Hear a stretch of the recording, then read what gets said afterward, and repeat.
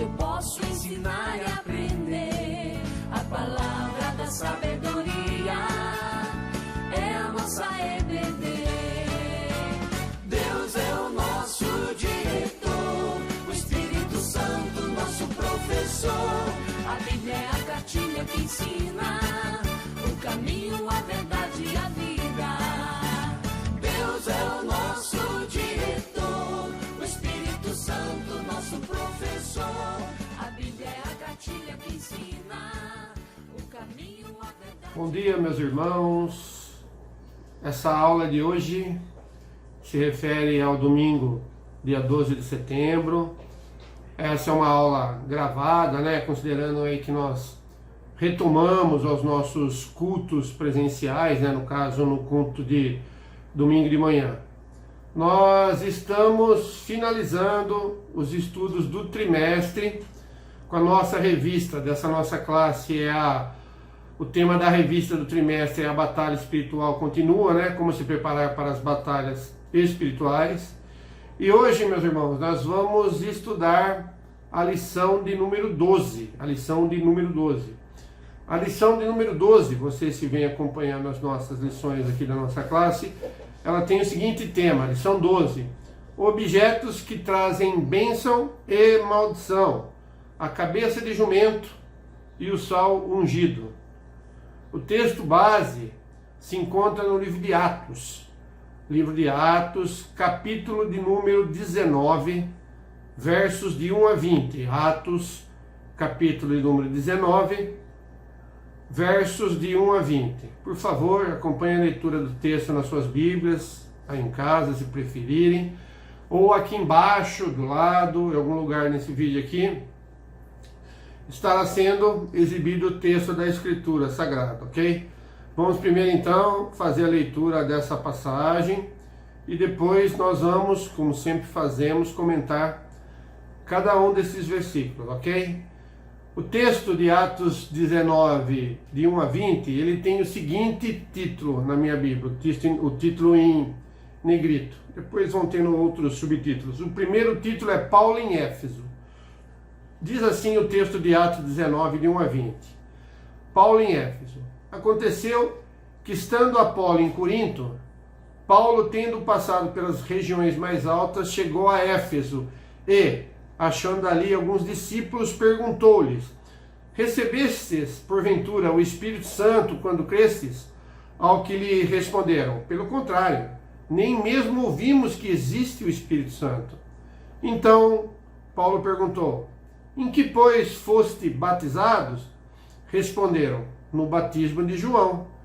Disse-lhes Paulo: João realizou o batismo de arrependimento, dizendo ao povo que cresce naquele que vinha depois dele, a saber, Jesus. Eles, tendo ouvido isto, foram batizados em nome do Senhor Jesus. E impondo-lhes Paulo as mãos, veio sobre eles o Espírito Santo, e tanto falavam em línguas como profetizavam. Eram ao todo uns 12 homens. Um subtítulo agora: Paulo na escola de Tirano.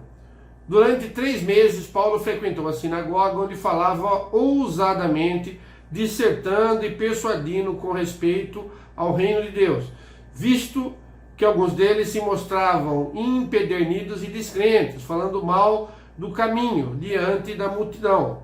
Paulo, apartando-se deles, separou os discípulos, passando a discorrer diariamente na escola de Tirano. Durou isto por espaço de 2 anos, dando ensejo a que todos os habitantes da Ásia ouvissem a palavra do Senhor, tanto judeus como gregos.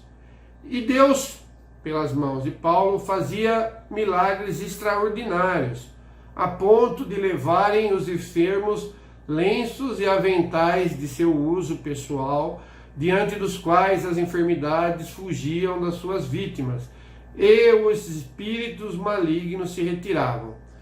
E alguns judeus, exorcistas ambulantes, tentaram invocar o nome do Senhor Jesus sobre possessos de espíritos malignos, dizendo: inconjuro-vos por Jesus a quem Paulo prega. Os que faziam isto eram 7 filhos de um judeu chamado Seva, sumo sacerdote. Mas o espírito maligno lhes respondeu: conheço a Jesus e sei quem é Paulo, mas vós, quem sois? E o possesso do espírito maligno saltou sobre eles, subjugando a todos, e, de tal modo, prevaleceu contra eles, que, desnudos e feridos, fugiram daquela casa. Chegou esse fato ao conhecimento de todos, assim, judeus como gregos habitantes de Éfeso, veio temor sobre todos eles, e o nome do Senhor Jesus era engrandecido. Muitos dos que creram vieram confessando e denunciando publicamente as suas próprias obras. Também muitos dos que haviam praticado artes mágicas, reunindo seus livros, os queimaram diante de todos. Calculados os seus preços, achou-se que montavam a 50.000 denários. Assim, a palavra do Senhor crescia e prevalecia poderosamente. Meus irmãos, a palavra de Deus, a Escritura foi lida, né? Nós vamos agora fazer uma oração, agradecendo a palavra, vamos orar pela aula de hoje, e que essa mensagem, a mensagem de hoje, segundo o querer do Espírito Santo, possa alcançar os corações de todos, ok? Vamos orar? Senhor nosso Deus e nosso Pai, nós te damos graças, Senhor, pela tua grandeza, pela tua misericórdia, Pai, pelo teu agir segundo o querer do teu Espírito, Pai. Nós te agradecemos pela obra de Jesus em nossas vidas, ó Pai, pois Ele continua nos atuando dia após dia, ó Pai, nos incentivando a pregação da palavra, nos ajudando na execução dos trabalhos da tua obra, ó Pai. Sei com todos aqueles que agora vão receber a palavra, ó Pai, que essa mensagem, ó Pai, seja para a honra e glória do teu nome. Em nome de Cristo Jesus, Senhor. Amém. Bom, gente, como a gente sempre faz, a aula de hoje está dividida nas seguintes partes. Ela está dividida em 4 partes. A gente vai ver, dos versos de 8 a 10, o início da igreja em Éfeso, como começou. Versículos 11 e 12, nós vamos falar sobre objetos que trazem bênção. 11 e 12, objetos que trazem bênção. Dos versos 13 até o 16, nós vamos falar sobre o tema uma imitação fracassada. E dos versos 17 a 20, nós vamos falar sobre objetos que trazem maldição. Bom, para a gente entender o contexto dessa passagem, né, nós vamos destacar alguns pontos. A gente vai ler novamente o texto, né? Na primeira vez a gente lê de uma vez só. A gente vai ler novamente de maneira pausada, fazendo alguns destaques. E depois a gente vai comentar os versículos, ok? Então, novamente, a primeira parte, esse texto é dividido. Na primeira parte, começa a falar de Paulo, justamente como ele chegou em Éfeso. Em Éfeso, o que ele fez? Depois ele se retirou, ele encontrou os discípulos, começou o agir do Espírito Santo, aí ele começou a ensinar a palavra. O versículo, vamos lá. O versículo 1 fala: aconteceu que, estando Apolo em Corinto, Paulo, tendo passado pelas regiões mais altas, chegou a Éfeso. E a primeira coisa que aconteceu, o que foi? No versículo 1 e 2 fala que ele encontrou ali alguns discípulos e perguntou-lhes: recebeste porventura o Espírito Santo quando cresce? E eles responderam: pelo contrário, nem mesmo ouvimos que existe o Espírito Santo. Então Paulo perguntou em que pois fosse batizado. Responderam que no batismo de João. Paulo disse que João batizou arrependimento, mas que o povo cresce naquele que vinha depois dele, a saber, o nome de Jesus. Então foi justamente nessa hora, no versículo 5, que esses 12 homens, mais ou menos, foram batizados em nome de Jesus, e Paulo, limpando as mãos, naquele momento veio sobre eles o Espírito Santo, e eles começaram a falar em línguas, bem como profetizar. Depois, tem uma segunda parte do texto que começa a falar da escola de Tirano. O que aconteceu? Durante 3 meses, Paulo frequentou a sinagoga, onde falava ousadamente, dissertando e persuadindo com respeito ao reino de Deus. Visto que alguns deles se mostravam empedernidos, descrentes, falavam mal do caminho, né, diante da multidão, Paulo, o que ele fez? Ele se apartou, separou os discípulos e passaram a discorrer diariamente na escola de Tirano, o local que eles encontraram para poder falar da palavra. O interessante que são alguns pontos. Primeiro, verso 10, fala que durou isso o espaço de 2 anos. 2 anos para que todos os habitantes da Ásia ouvissem a palavra do Senhor, tanto judeus como gregos. E naquele período, pelas mãos de Paulo, fazia milagres extraordinários. O verso 12 é um verso que vai ser importante, que a gente vai discorrer no meio da lição. O que fala? A ponto de levarem aos enfermos lenços, preste atenção, lenços e aventais do seu uso pessoal, que é o uso de Paulo.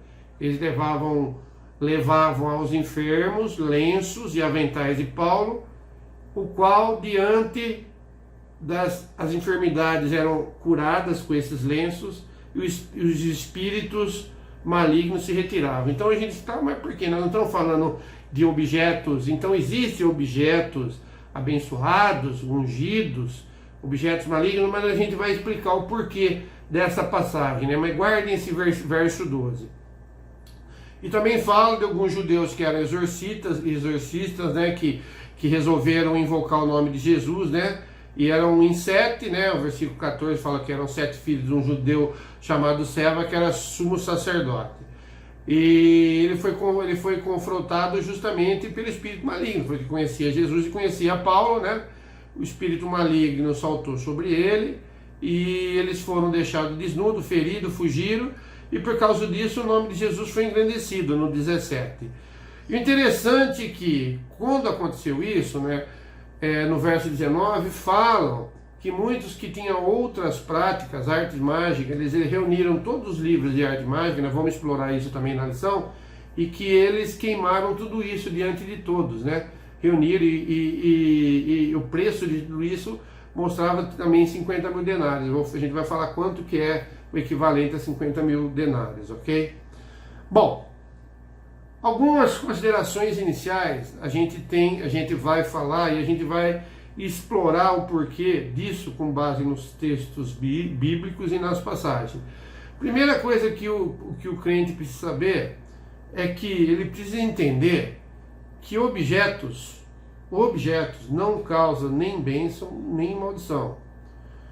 Ele precisa compreender, todo crente, que Deus usou determinados objetos no passado. Ele usou determinados objetos no passado. Ele também precisa rejeitar as propostas de hoje dos chamados objetos ungidos e abençoados. Vocês têm visto muito, né? Em qualquer pregação televisiva, né? É que a coisa foi por um caminho tão distópico, tão fora, tão herético, né? Na verdade, heresia, né? Porque começou suave com água, depois com um pedacinho de madeira, ramo e tal, e eu já vi aí nesses cultos dos Valdemiro da vida, de caneta ungida, vassoura ungida.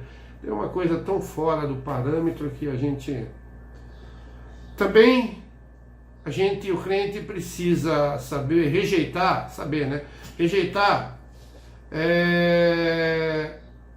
que ele não pode temer alguns objetos, ao contrário do ungido e abençoado, ele não pode temer objetos considerados como amaldiçoados e demonizados.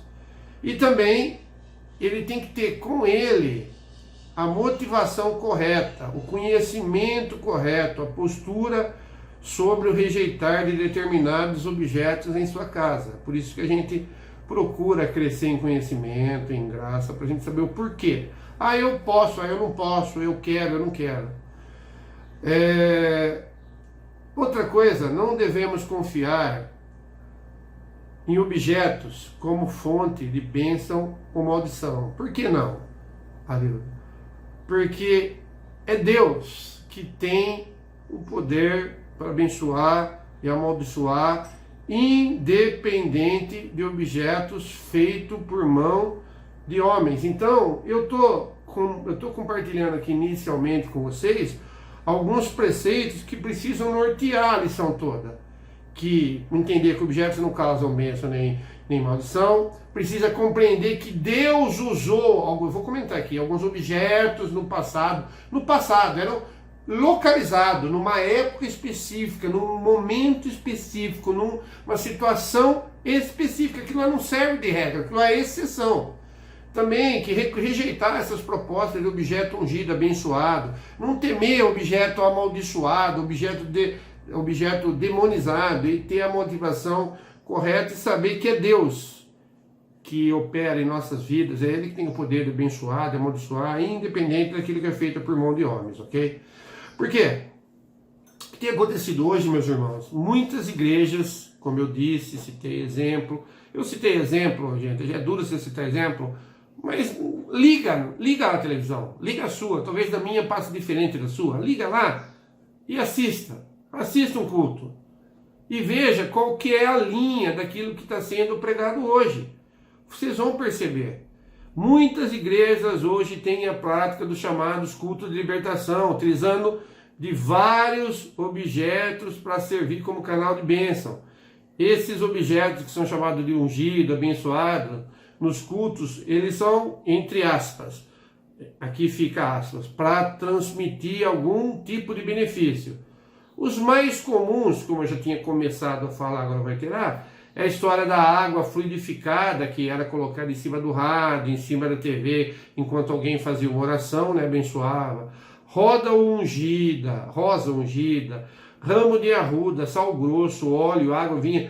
Até, né, você vê quanto misticismo envolto aqui, né? Ramo de arruda, isso daí era usado em outros rituais, sal grosso, óleo, água, vinho, pedrinha de Israel, fitinha, pulseirinha e lenço. Ah, Arildo, mas você falou de lenço? Calma, gente, a gente vai chegar lá ainda. Falei do lenço e avental de Paulo. Por isso que eu falei, grava o verso 12 que a gente vai chegar lá. Também, pessoal, existe uma crença de que objetos usados em qualquer forma de magia, ocultismo, religião, idólatra, vocês sabem do que eu estou falando, qualquer tipo de ritual, que esses objetos ficariam impregnados de emanações malignas, como se os demônios de fato estivessem nele. Objetos utilizados nesses rituais. Segundo essa crença, aqueles que estão em contato com esse objeto recebem maldições que precisam ser quebradas. Lembra? Eu dei uma aula atrás falando de quebra de maldição. Se vocês, eu não sei se é a aula 4, que recebem maldições que precisam ser quebradas e precisam ser libertos da opressão demoníaca daquele objeto. Então você vê que é uma crença que vem. E justamente essa lição de hoje, meus irmãos, ela mostra que tudo isso que eu falei a respeito dessas crenças, elas carecem justamente daquilo que a gente prega, ela carece do fundamento bíblico. Como a Bíblia, a nossa regra de fé e prática, vamos voltar a ela e vamos ver algumas passagens aqui, ok?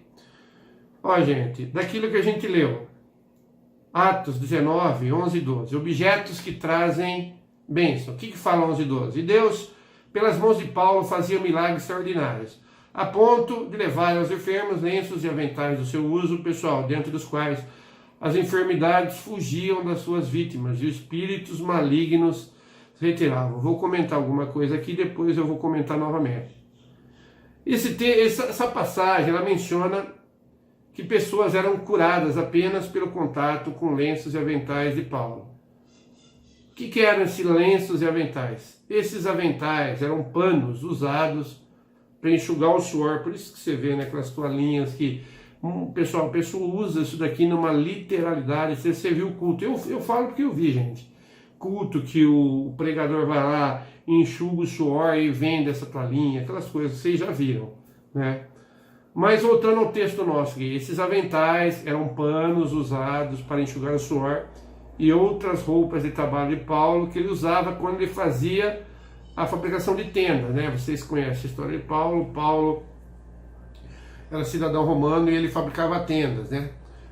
O fato das pessoas levarem os lenços aos enfermos não era ideia de Paulo.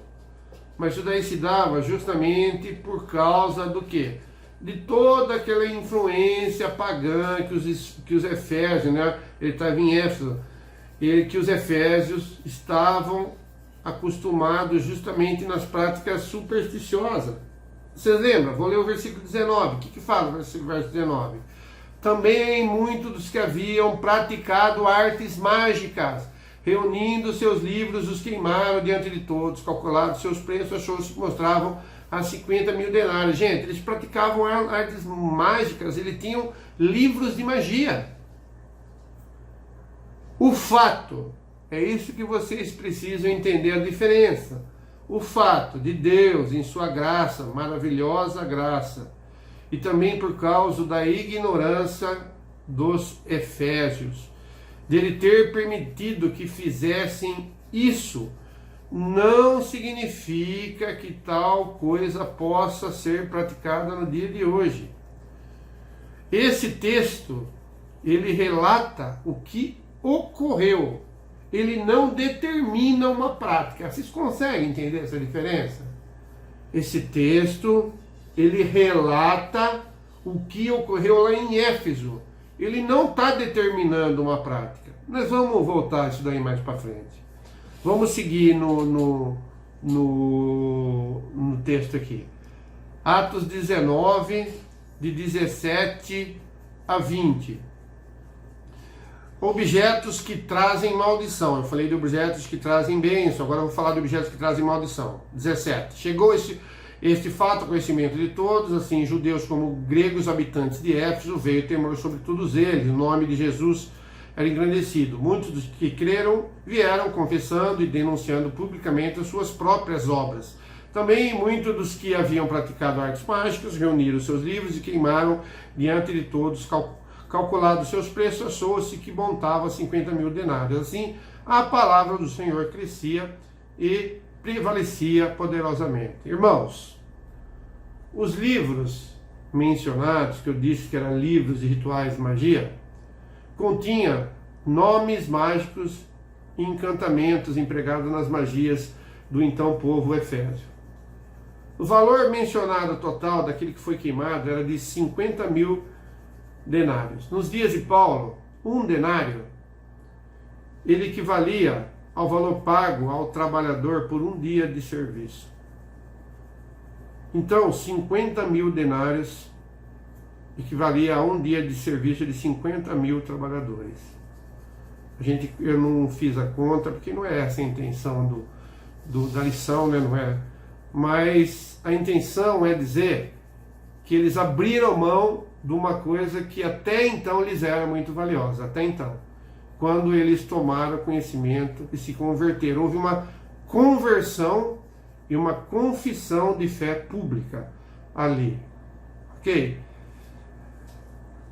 Então, meus irmãos, após esse primeiro compartilhar o texto básico, vamos agora para aqueles tópicos que eu mencionei desde o início desse vídeo. Bom, meus irmãos, então, como eu mencionei no início, ainda vou fazer o seguinte comentário, sabe? Algo tem tomado o contexto evangélico brasileiro, que eu preciso comentar isso antes da gente entrar naqueles tópicos que eu falei. O que tem acontecido, tomado conta do contexto evangélico brasileiro, que é tudo isso que eu falei, que a gente tem visto muito nas TVs, é a superstição. Vocês entendem o que é superstição? Superstição é justamente essa crença de que um objeto, num contexto de uma religião pagã, ele pode trazer alguma maldição, ou ao contrário, que esse objeto ele pode ser ungido e trazer bênção para aquele que o possui. Por isso que foi escolhido o livro de Atos, esse texto de Atos 19. Por quê? Porque justamente Atos 19 tem sido usado como um argumento para muitas das práticas do movimento de batalha espiritual que a gente vem estudando lição por lição.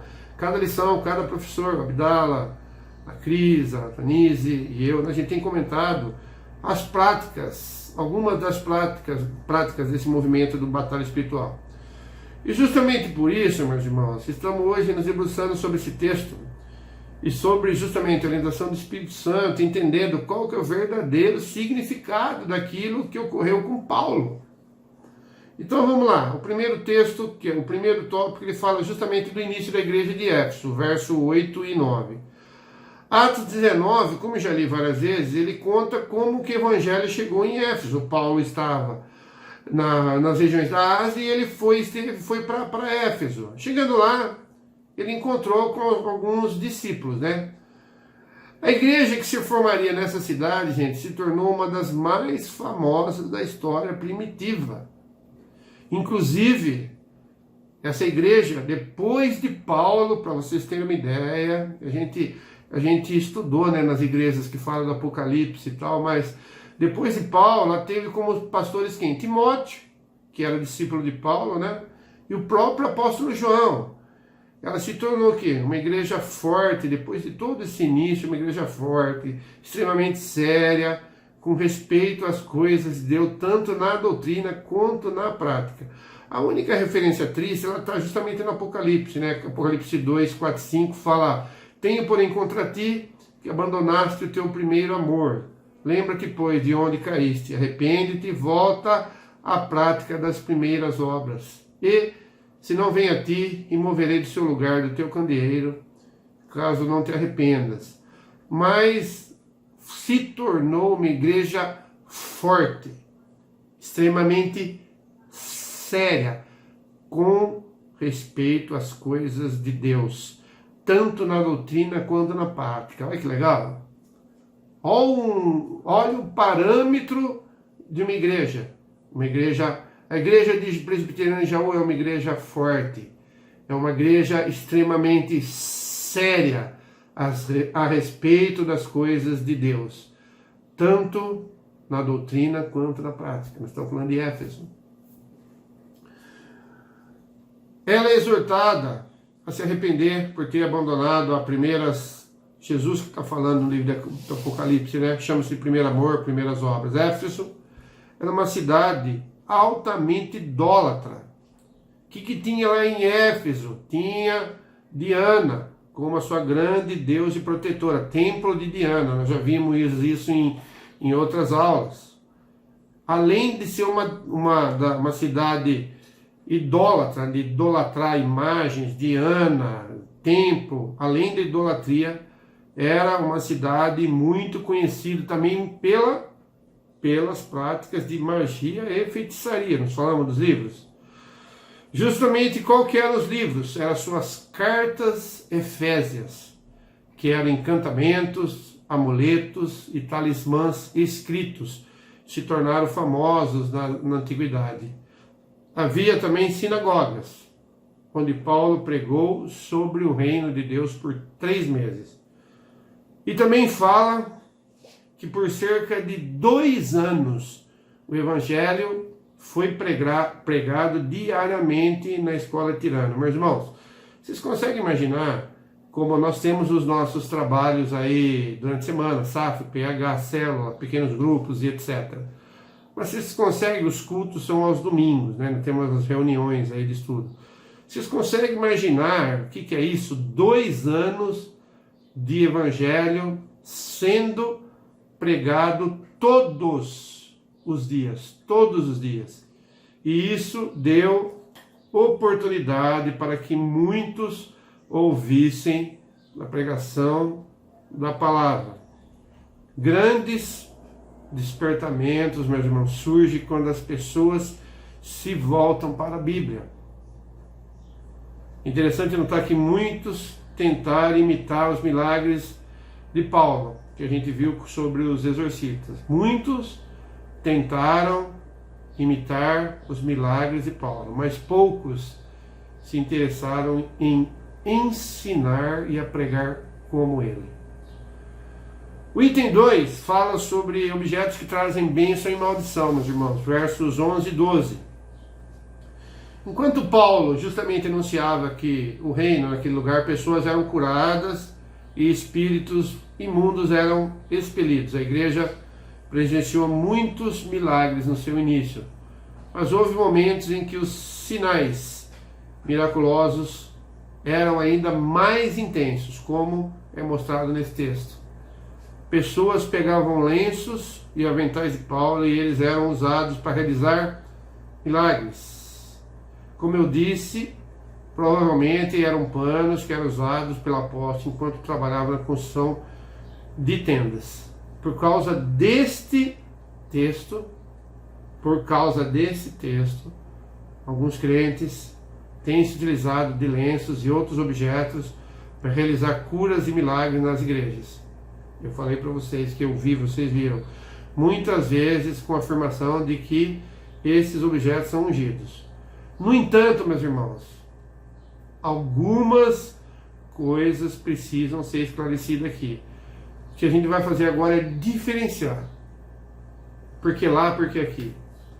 Primeiramente, meus irmãos, é verdade que Deus fez uso, sim, algumas vezes, de objetos para... Porque vão perguntar para você, Arildo, ou Fulano, por que pode ir lá e aqui não pode?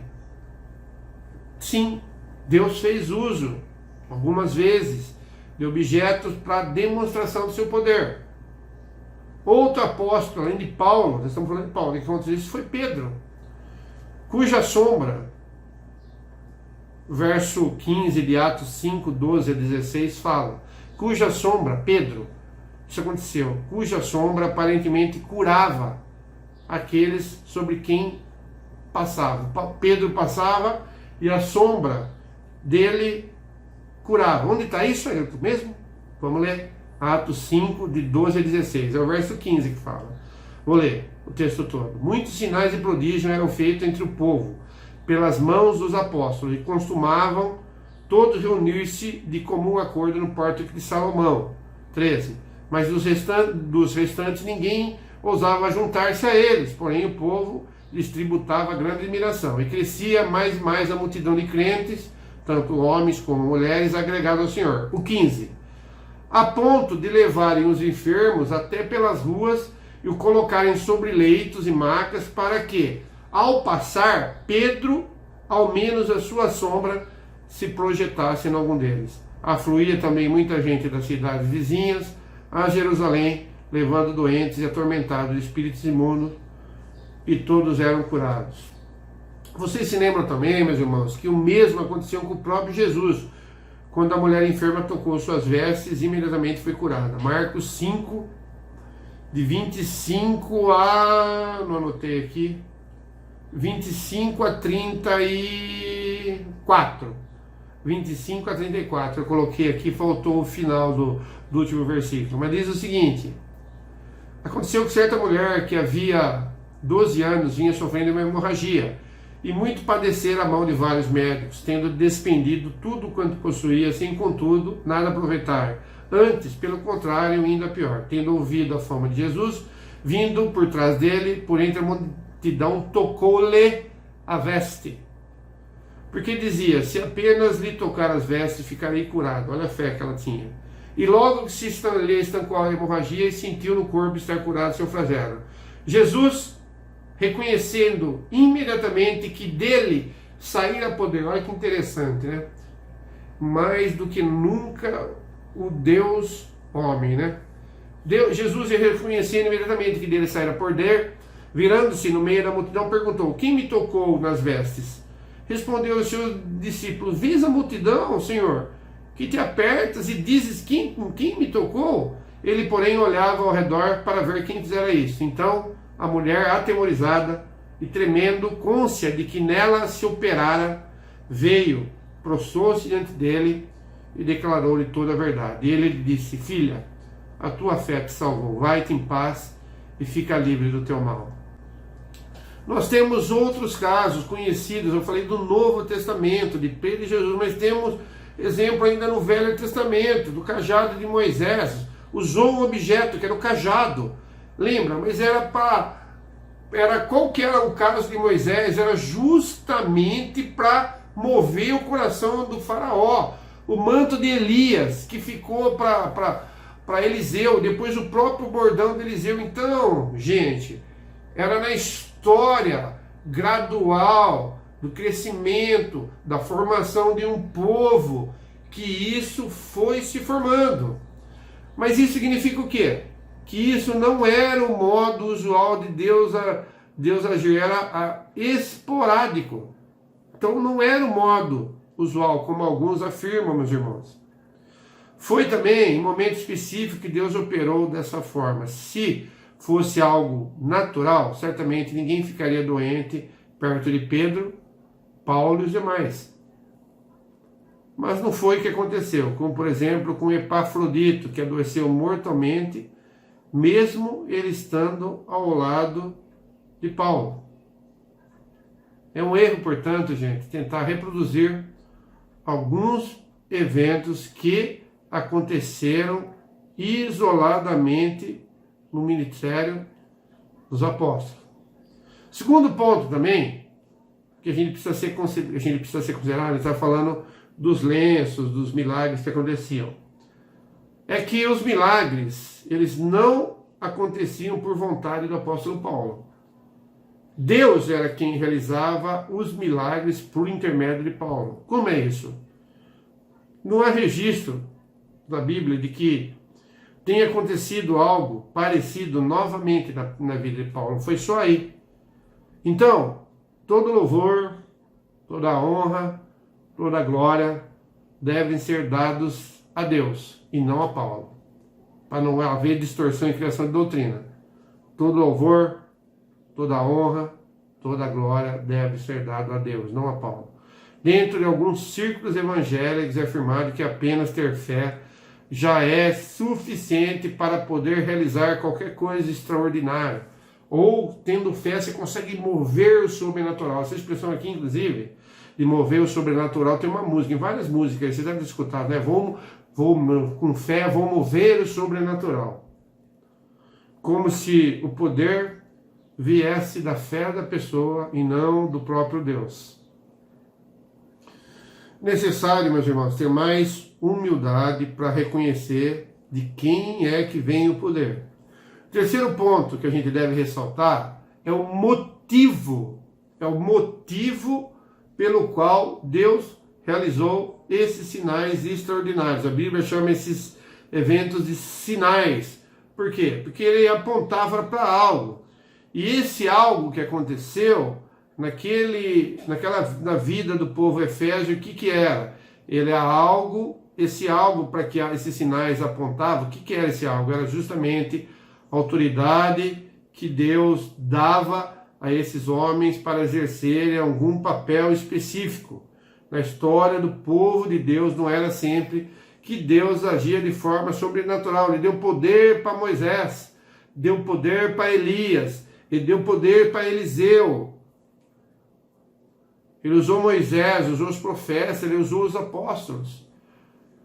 Ele deu poder. Sempre tudo vem de Deus.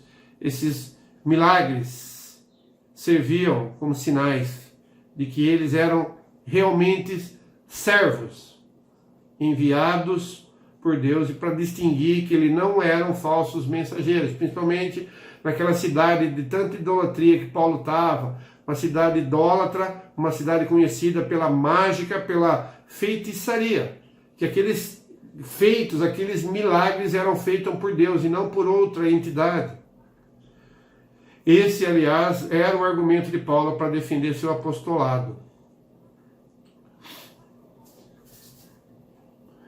Ele não queria imitadores de seus milagres, mas que fosse entendido que esses milagres, esses sinais, eram uma das credenciais do seu chamado apostólico. 2 Coríntios 12, vou ler o versículo 11, também diz o seguinte: tenho me tornado insensato, a isto me constrangestes, eu devia ter sido louvado por vós, porquanto em nada fui inferior a esses tais apóstolos, ainda que nada sou, pois as credenciais do apostolado foram apresentadas no meio de vós com toda a persistência, por sinais, prodígios e poderes miraculosos.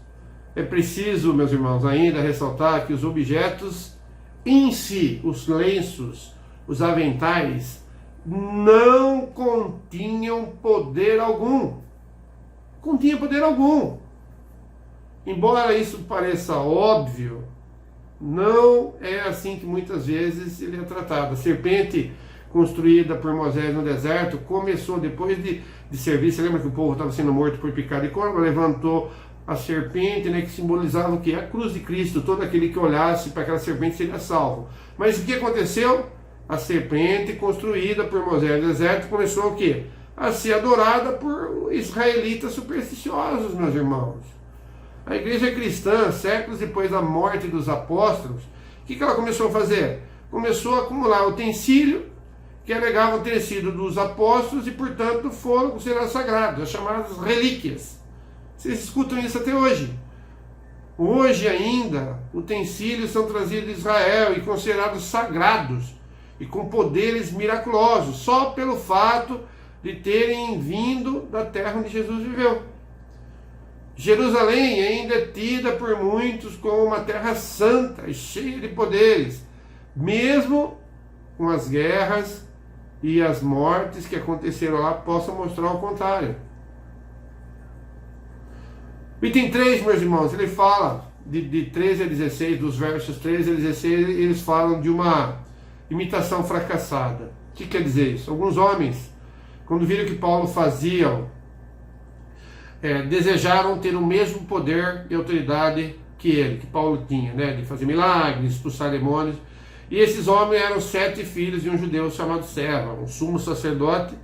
E eles eram o quê? O texto fala que eles eram exorcistas ambulantes, né? Vendedor ambulante, ele era exorcista ambulante. Legal. A gente pode perceber que o exorcismo ele já era uma prática comum mesmo antes dos dias de Jesus. Mas os rituais eram sempre muito trabalhosos, repletos de detalhes. Provavelmente foi com que a facilidade com que Paulo expulsava os demônios que chamou a atenção desses especialistas. Eles tinham que fazer um monte de coisa mirabolante e tal. O texto não fala, né, se eles conseguiam ou não, mas ele viu que Paulo mencionava. Ele usava o que? O nome de Jesus. E ele expulsava os demônios e chamou a atenção deles. Talvez ele tenha pensado que Paulo conhecesse alguma palavra mágica, né, que fosse suficiente para expulsar os demônios, né? Na verdade, a palavra que ele usava era o nome de Jesus, né? E de fato, o nome de Jesus é poderoso, mas nunca isolado de que ele realmente é e faz. Mas isso eles não entendiam, né? Os exorcistas. E é por isso que os demônios retrucam, né, dizendo conhecer Jesus. Nós lemos já o texto, né? Eles falam que conhecia Jesus, conhecia Paulo, mas não sabiam quem ele que eram e que eles não tinham autoridade. E o resultado foi aquele que nós falamos, né? Os exorcistas saíram envergonhados, né? Desnudo, machucado. E o que é curioso notar, meus irmãos, que hoje ainda existem muitos imitadores dos apóstolos, acreditando que pode ter a mesma autoridade que aqueles servos receberam do próprio Cristo. Por isso era apóstolo, né? Que viveram, né, o critério da apostolicidade, que viveram presencialmente. Por isso que Paulo fala que é um fora de tempo, né, que ele teve o contato direto com Jesus no caminho de Damasco, né, dizendo, né, ele hoje em dia, né, que alguns falam, né, que ele imitar, acreditando ter a mesma autoridade que aqueles servos que receberam o próprio Cristo e dizendo fazer o mesmo milagre, né, da mesma forma que aconteceu com os filhos de Serva. Esses 7, os atuais imitadores, também serão envergonhados, meus irmãos, e se não nesta vida, certamente na volta de Cristo, né? Aqueles que hoje se passarem por apóstolos, se eles não forem envergonhados nessa vida, eles serão na próxima, certamente na volta de Cristo. Onde está essa promessa? Mateus 7, 21, 23, diz o seguinte: nem todo que me diz Senhor, Senhor, entrará no reino dos céus, mas aquele que faz a vontade do meu Pai que está nos céus.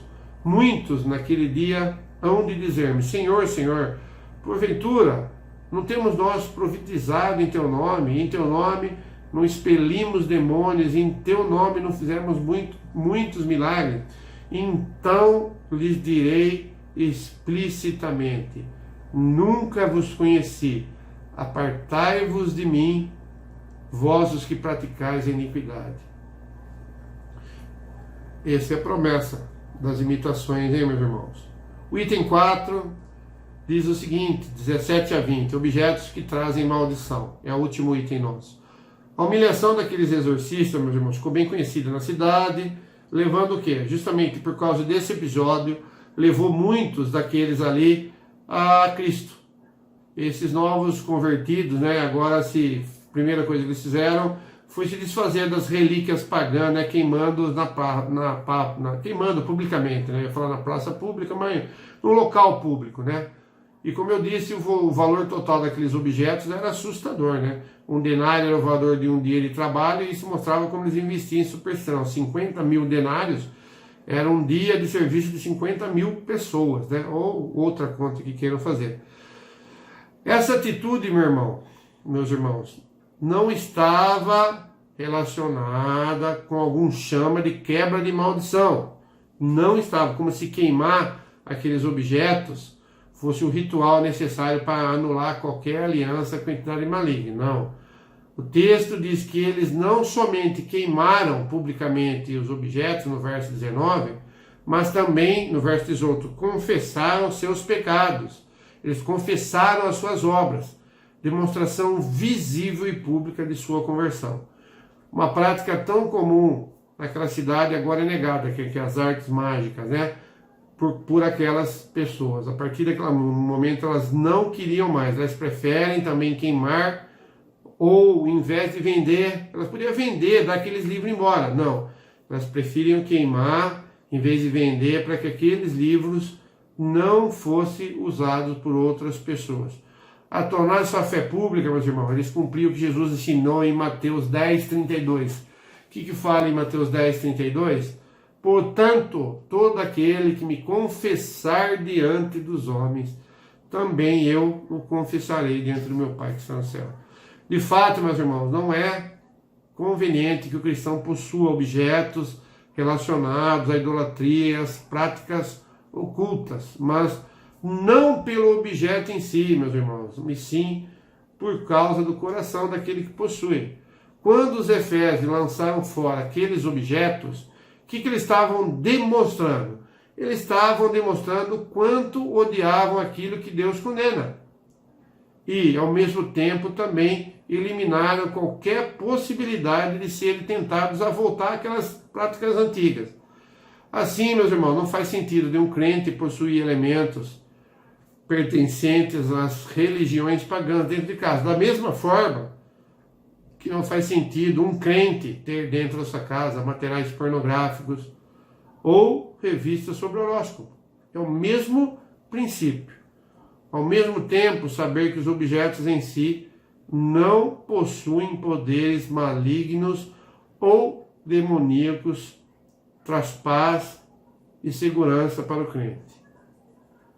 Afinal, o crente, meus irmãos, não deve ter medo de objetos que foram amaldiçoados ou usados em rituais idólatras, mesmo que você receba sem saber. E se eu receber sem saber? Mesmo que você receba sem saber um objeto desse tipo dentro de casa, o crente não precisa temer. Esses objetos nunca terão poder de trazer maldição para a casa do cristão, porque Deus é quem concede bênção e maldições. Em Números 23 diz assim: contra Jacó não vale encantamento e nem adivinhação contra Israel.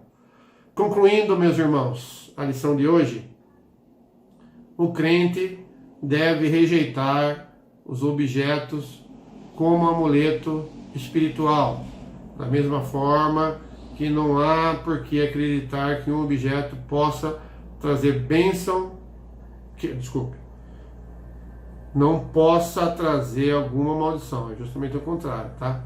Os crentes em Éfeso não queimaram seus objetos com o objetivo de quebrar a maldição, isso nós já falamos, que aquele objeto trazia, mas como uma confissão pública justamente da sua conversão. Houve uma mudança de vida. Eles deixaram aquelas práticas para trás e eles fizeram isso de uma maneira efetiva, queimaram. Meus irmãos, um desafio importantíssimo a todos nós. Não gaste dinheiro, primeiro, não gaste dinheiro com objetos que prometem bênção ou tragam algum tipo de proteção espiritual. Da mesma forma que a Bíblia simplesmente aberta no Salmo 91, trará algum tipo de benefício. Evite, sempre que puder, ter elementos dentro de casa que possam fazer seu coração pecar ou voltar a qualquer tipo de prática pecaminosa. Não acredite nem tenha medo de objetos que são tidos como amaldiçoados. Nada pode amaldiçoar a quem Deus abençoou. Meus irmãos, a lição de hoje possa servir de rica instrução aos nossos corações. Nós vamos terminar com uma oração, agradecendo a Deus pela aula de hoje, pela vida de todos aqueles que assistiram aqui, pelas nossas vidas, tá bom? Vamos terminar com uma oração? Senhor nosso Deus e nosso Pai, eu te agradeço pela tua bondade, Senhor, e pela tua misericórdia.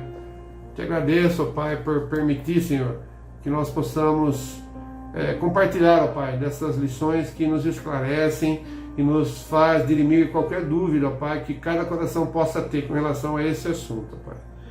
Te agradeço por toda a sua bondade, por tudo aquilo que tem feito em nossas vidas, ó Pai. Em nome de Cristo Jesus, Senhor.